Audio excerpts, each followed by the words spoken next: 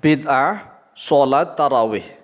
Karena seumur hidup Nabi Muhammad SAW tak pernah sholat tarawih. Assalamualaikum warahmatullahi wabarakatuh. Bismillah walhamdulillah wassalatu wassalamu ala rasulillah Sayyidina wa maulana Muhammadin ibn Abdillah wa ala alihi wa sahbihi wa mawalah. Wala hawla wala quwwata illa billah, amma ba'd. Saudaraku kaum muslimin wal muslimat rahimakumullah, wabil khusus saudara-saudara kami para pecinta dan subscriber channel YouTube Al-Mu'allim Center dimanapun berada, yang tidak lupa dan tidak bosan-bosannya senantiasa kami doakan, semoga Allah Azza wa Jalla memberikan kesehatan sehat walafiat lahir dan batin. Semoga Allah Jalla Jalaluh memberikan rizki yang melimpah ruah, harta yang barokah, menjadikan anak-anaknya anak-anak yang soleh dan solihah, dzurriyyahnya dzurriyyah yang thayyibah, hidupnya sukses, bahagia dan selamat di dunia dan di akhirat. Amin amin Allahumma amin. Saudaraku kaum muslimin wal muslimat rahimakumullah, ketahuilah bahwa selama umur hidup Nabi Muhammad SAW tidak pernah melaksanakan sholat tarawih. Ini yang perlu dicatat. Baik Rasulullah SAW tatkala masih berada di kota Makkah Al-Mukarramah, maupun ketika Rasulullah SAW hijrah menuju ke kota Madinah Al-Munawwarah, tidak pernah melaksanakan sholat tarawih sama sekali. Tidak pernah. Hanya ada satu riwayat dari Sayyidah Aisyah radhiyallahu anha, hadisnya sahih, diriwayatkan oleh Imam Bukhari dan Muslim, bahwa Rasulullah SAW ketika masuk bulan Ramadan pernah beliau keluar rumah menuju ke masjid untuk sholat qiyamul lail. Sholatnya qiyamul lail, tidak sholat tarawih. Kemudian Rasulullah SAW diikuti oleh para sahabat, banyak sahabat yang menjadi makmum. Kemudian malam yang kedua Rasulullah SAW juga keluar rumah menuju ke masjid. Ternyata kaum muslimin para sahabat semakin banyak. Dan malam ketiga tambah banyak lagi sehingga masjid menjadi membludak, hampir tidak muat.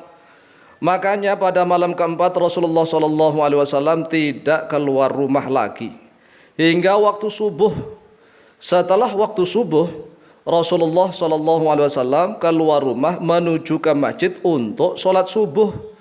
Setelah sholat subuh Rasulullah menjelaskan kepada para sahabat mengapa beliau tidak keluar rumah, karena beliau khawatir kalau sholat qiyamul lail di bulan Ramadan itu difardukan oleh Allah kepada kaum muslimin, sehingga Rasulullah SAW khawatir nanti kaum muslimin menjadi tidak disiplin, banyak yang meninggalkan sholat qiyamul lail di bulan Ramadan. Dan urusan seperti itu, masalah seperti itu ya selesai di situ saja. Artinya bahwa sampai Rasulullah SAW wafat tidak pernah ada sholat jamaah lagi ketika malam bulan Ramadan di masjid untuk melaksanakan sholat qiyamul lail. Dicatat, ini sholat qiyamul lail, bukan sholat tarawih. Kemudian pada masa pemerintahan Khalifah Abu Bakar As-Siddiq radhiyallahu an juga tidak pernah ada sholat tarawih. Walaupun Sayyidina Abu Bakar As-Siddiq menjadi seorang khalifah 2 tahun lebih, artinya ada 2 kali Ramadan, tetapi tidak ada sholat tarawih. Kemudian sholat tarawih itu kapan? Ketika masa pemerintahan Khalifah Sayyidina Umar bin Khattab radhiyallahu an. Jadi pada masa pemerintahan Sayyidina Umar bin Khattab radhiyallahu an itu baru ada sholat tarawih.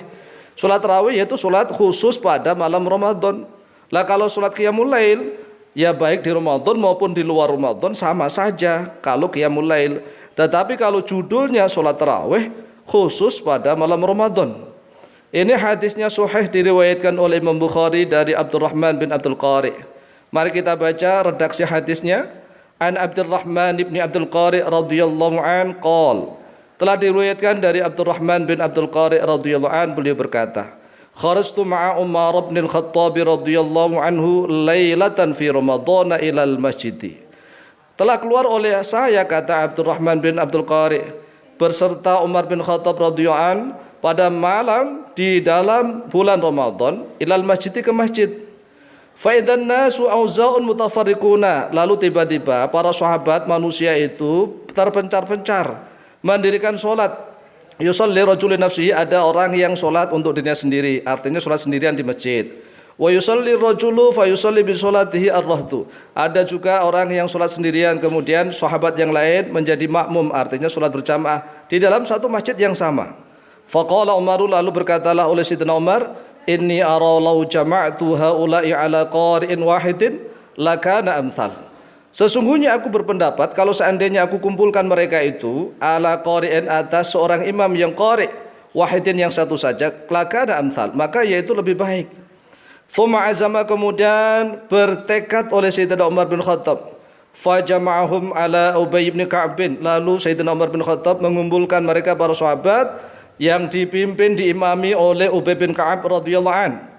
Thumma kharajtu ma'ahu lailatan ukhra, kemudian keluar oleh aku, kata Abdurrahman bin Abdul Qari, beserta Sayyidina Umar bin Khattab, lailatan, pada suatu malam, ukhra yang lain.